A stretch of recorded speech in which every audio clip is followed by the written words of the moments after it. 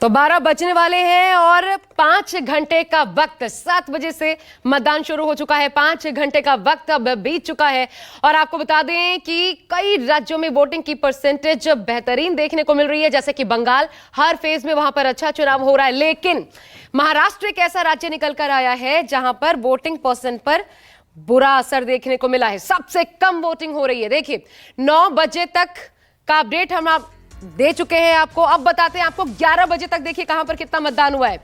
महाराष्ट्र में सबसे कम 15.93% मतदान महाराष्ट्र में हुआ है। इसके अलावा उत्तर प्रदेश में 11 बजे तक 27.76% मतदान हुआ है, जबकि अब प्रचंड गर्मी तो ये अभी धीमा होगा।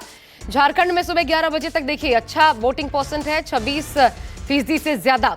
सबसे ज्यादा पश्चिम बंगाल, सबसे कम महाराष्ट्र। और चलिए, जैसा कि न्यूज 24 सुबह से आपको जमीन से मतदाताओं के मन की बात सुना रहा है, ग्राउंड रिपोर्ट आपके सामने आज न्यूज 24 पर बिना छने हुए जनता की आवाज हम आप तक पहुंचा रहे हैं।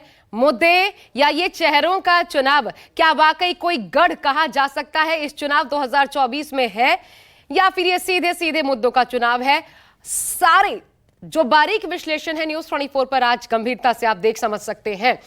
देखिए मेरे साथ रायबरेली से अशोक तिवारी को आप देख रहे हैं, अमिताभ ओझा हमारे साथ जुड़े हुए हैं हाजीपुर से, लखनऊ से मानस श्रीवास्तव, लखनऊ से बीजेपी का कद्दावर चेहरा राजनाथ सिंह मैदान में है, उनका रुख करेंगे। ऋषिकेश कौशाम्बी से हमारे साथ, जहां राजा भैया फैक्टर जो है वो बेहद अहम है। सबसे पहले आइए रायबरेली चलते हैं। अशोक आप ही के पास आ रही हूं और मुझे पीछे कुछ मतदाता शायद नजर आ रहे हैं। सीधी बात कीजिए, रायबरेली में कितनी टफ फाइट?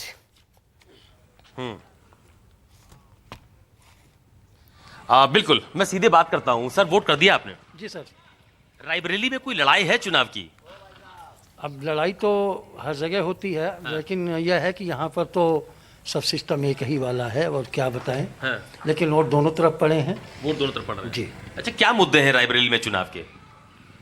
अब चुनावी मुद्दा यहाँ तो बस जनता, हम लोग मतदाता यही चाहते हैं कि यहाँ पर जो ये महंगाई है या जो कुछ भी है यही सब कम रहे और बेरोजगार लोग थोड़ा रोजगार मिल जाए। यही है मुद्दे, और क्या इन्हीं मुद्दों के आधार पर हम लोगों ने वोट डाला।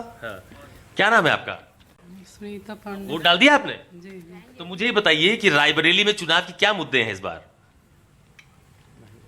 वोट डालने जब आप गई होंगी तो मन में कुछ रहा होगा ना कि इस आधार पे वोट करेंगे। हाँ, महंगाई हर चीज यही सब है, परेशानियां हैं सब।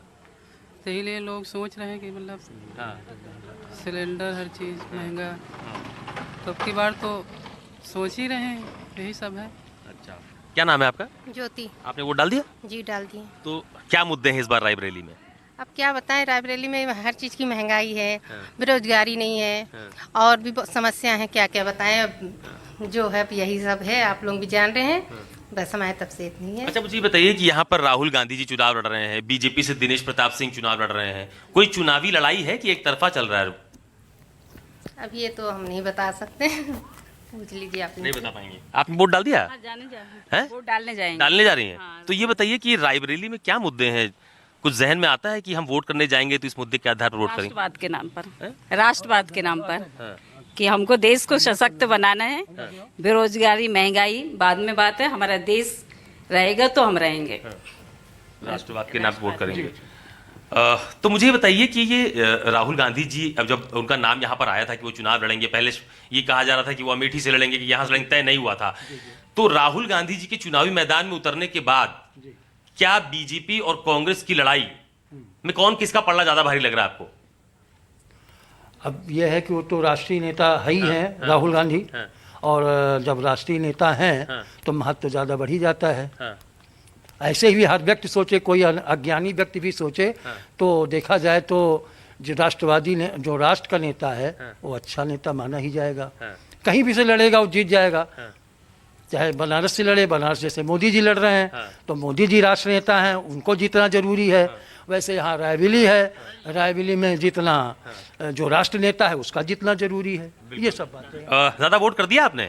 क्या नाम है आपका? डॉक्टर अशोक कुमार। तो मुझे बताइए डॉक्टर साहब, क्या मुद्दे हैं इस बार रायबरेली में चुनाव के? देखिए, रायबरेली में लोकल मुद्दे ज़्यादा हैं और जो नेशनल मुद्दे हैं वो उतने ज़्यादा नहीं है लोगों के दिमाग में। वो लोकल हिसाब से वोट करते हैं, लोग करते हैं। ठीक है, जैसे राहुल गांधी, दिनेश जी दोनों लोग हैं, और तो राहुल गांधी उनका परिवार गांधी परिवार बहुत दिनों से जुड़ा रहा, तो बहुत से लोग जो हैं वो इमोशनली अटैच्ड हैं। दिनेश जी ने काफ़ी काम किया, योगी सरकार मंत्री हैं तो उनसे भी लोग अटैच्ड हैं। तो जो टक्कर है वो कांटे की है, it is difficult to predict. Okay, ठीक है, मतलब लड़ाई दिलचस्प है, हाँ बिल्कुल दिलचस्प, इट इज़ वेरी इंटरेस्टिंग। एक तरफा नहीं है कुछ। नहीं एक तरफा नहीं, it is not one sided. क्या नाम है आपका? मैं इंदु प्रभा। आपने वोट डाल दिया? हाँ जी। तो क्या जहन में आते हैं मुद्दे रायबरेली के? वैसे तो हम दोनों के विचार एक ही है करीब करीब, और वही है कि राहुल गांधी अपनी जगह है, वो अपनी जगह है। क्या बताऊं मैं इस बात को, वो जब से राहुल गांधी खड़े हुए तब से बस यही दिमाग में है कि टक्कर बहुत तगड़ी हो गई है। टक्कर तगड़ी हो गई है। हाँ ये है। हाँ और जी अशोक, दे दिया वोट? वोट डाल दिया आपने? तो थोड़ा सा आगे आइए ना, आपसे बात करेंगे, हम वहां तक पहुंच नहीं पर। क्या मुद्दे हैं रायबरेली में चुनाव के? विकास का है, हैं? विकास का मुद्दा। हाँ। बाकी- लड़ाई है, चुनावी लड़ाई है कि नहीं? जी जी बिल्कुल। टक्कर है? जी जी जी। आपने दे दिया वोट? हाँ वोट डाल दिए। तो टक्कर है चुनाव में? मुझे तो नहीं लगता नहीं ना। हाँ। यहाँ तो बस कमल ही कमल चलेगा। कमल आपने वोट डाल दिया? तो आपने किस मुद्दे के आधार पर वोट डाला? क्या जहन में आया? हम भैया वही बोले। अच्छा जी आप बताइए अशोक, दादा, वोट डाल दिया आपने? तो ये रायबरेली में चुनावी लड़ाई है क्या? ये बेहतर है। रायबरेली, अमेठी, हर जगह फाइट देखने को मिल रही है, कोई गढ़ नहीं रह गया है, गढ़ के आधार पर कोई जीतने नहीं जा रहा, ये बात तय होती नजर आ रही है इस चुनाव में, और यही बात इस चुनाव को सबसे ज्यादा खास बनाती है।